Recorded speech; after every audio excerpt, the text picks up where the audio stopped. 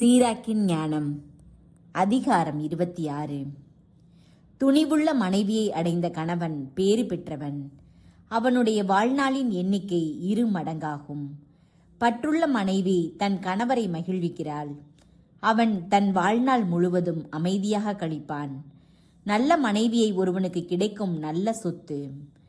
ஆண்டவருக்கு அஞ்சி நடப்போர் பெரும் செல்வங்களுள் ஒன்றாக அவளும் அருளப்படுவாள். செல்வனாகவோ ஏழையாகவோ இருந்தாலும் அத்தகையவன் உள்ளம் மகிழ்ந்திருக்கும். எக்காலத்திலும் அவனது முகம் மலர்ந்திருக்கும். 3 பற்றி என் உள்ளம் அஞ்சுகிறது.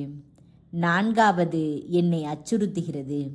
அவை நகரத்தின் அவதூறு, மக்கள் கும்பல், தவறான குற்றச்சாட்டு. இவை 3ம் சாவினும் கொடியவை. ஒரு பெண் மற்றொரு பெண் மேல் பொறாமைப்படுவது உள்ளத்துக்கு துன்பமும் துயரமும் தருகிறது. வெடிக்கென்று பேசும் நாவை கொண்டவளை எல்லோரும் உணர்ந்து கொள்வர். கெட்ட மனைவி எருதுகள் பூட்டிய பொருந்தா நுகத்தடி போன்றவள். அவளை அடக்குகிறவன் தேளை பிடித்தவன் போன்றவன். குடிவெறியில் உள்ள மனைவி கடும் சினத்தை தூண்டிவிடுவாள். அவள் தன் வெட்கத்தை மறைக்க மாட்டாள். கற்பிழந்த பெண்ணை அவளுடைய கண் வெட்டுகளாலும் கண் இமைகளாலும் அறிந்து கொள்ளலாம். அடக்கமற்ற மகளை கண்டிப்புக்குள் வைத்திரு. இல்லையேல் அவள் கண்டிப்பு தளர்ந்த நிலையை உணர்ந்து அதை தனக்கென பயன்படுத்தி கொள்வாள். நாணமற்ற அவளுடைய கண்களை பற்றி எச்சரிக்கையாயிரு. இல்லையேல் அவள் உன்னை இழிவுபடுத்தும் போது வியப்படையாதே. தாகம் கொண்ட வழிப்போக்கனை போன்று அவள் தன் வாயை திறப்பாள்.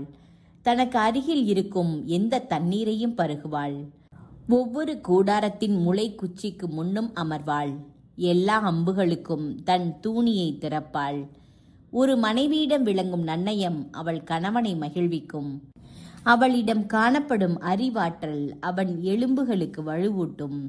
அமைதியான மனைவி ஆண்டவர் அளித்த கொடை. நற்பயிற்சி பெற்றவளுக்கு ஈடானது ஏதுமில்லை. அடக்கமுள்ள மனைவியின் அழகே அழகு. கற்புள்ளவளுக்கு ஈடு இணை ஏதுமில்லை. ஒழுங்கமைதி உடைய இல்லத்தில் விளங்கும் நல்ல மனைவியின் அழகு ஆண்டவர் உறையும் உயர் வானில் எழும் கதிரவனைப் போன்றது. தக்க பருவத்தில் மிளிரும் அவளது அழகிய முகம் தூய விளக்கு தண்டின்மேல் ஒளிரும் விளக்கு போன்றது. உறுதியான அடிகளின் மேல் அமைந்த அவளுடைய அழகான கால்கள் வெள்ளி தளத்தின் மேல் நிற்கும் பொன் தூண்களை போன்றவை. குழந்தாய், உன் இளமை பொலிவை தீங்கின்றி காப்பாற்று. உன் வலிமையை அந்நியரிடம் வீணாக்காதே. சமவெளியெங்கும் வளமான வயலை தேடு. உன் நல்ல வழிமரபில் நம்பிக்கை வைத்து உன் விதையை அங்கே விதை. இவ்வாறு உன் வழிமரபினர் வலிமையுறுவர். நல்ல வழிமரபில் நம்பிக்கை கொண்டவர்களாய் உயர்வு பெறுவர். விலைமாது எச்சில் போன்று கருதப்படுவாள். மணமுடித்த பெண் தன் கள்ளக்காதலர்களுக்கு சாவு கூடமாய் அமைவாள். இறை பற்றில்லாத மனைவி சட்டத்தை கடைபிடிக்காதவனுக்கு கொடுக்கப்படும் உடைமை. இறை பற்றுள்ள மனைவி ஆண்டவர் பால் அச்சம் கொள்வோனுக்கு கொடுக்கப்படும் கொடை. நாணமற்ற மனைவி தன் நிகழ்ச்சியில் மகிழ்ச்சி அடைகிறாள். நாணமுள்ள பெண் தன் கணவன் முன் அடக்கமாயிருப்பாள். அடக்கமற்ற மனைவி நாய் என கருதப்படுவாள். நாணமுள்ளவள் ஆண்டவருக்கு அஞ்சுவாள். தன் கணவனை மதிக்கும் மனைவியை ஞானி என அனைவரும் கண்டு கொள்வர். தன் கணவனை மதிக்காத செருக்குற்ற மனைவியை இறை பற்றில்லாதவள் என அனைவரும் அறிந்து கொள்வர். நல்ல மனைவியை அடைந்த கணவன் பேறு பெற்றவன்.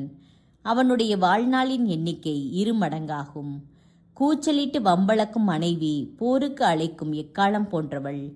இத்தகைய மனைவியை அடைந்தவன் போர்க்குழப்பத்தின் நடுவே தன் வாழ்நாளை கழிப்பான். வருந்தும் காட்சி.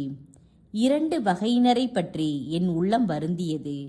3ஆம் வகையினர் என் சீற்றத்தை கிளறினர். அவர்கள் வறுமையில் வாடும் போர் வீரர், இகழப்படும் அறிவாளிகள், நன்னெறியை விட்டு பாவத்துக்கு திரும்புவோர். மேற்கூறியோரை வீழ்த்தும்படி ஆண்டவர் வாளை ஏற்பாடு செய்வார். வாணிகம்.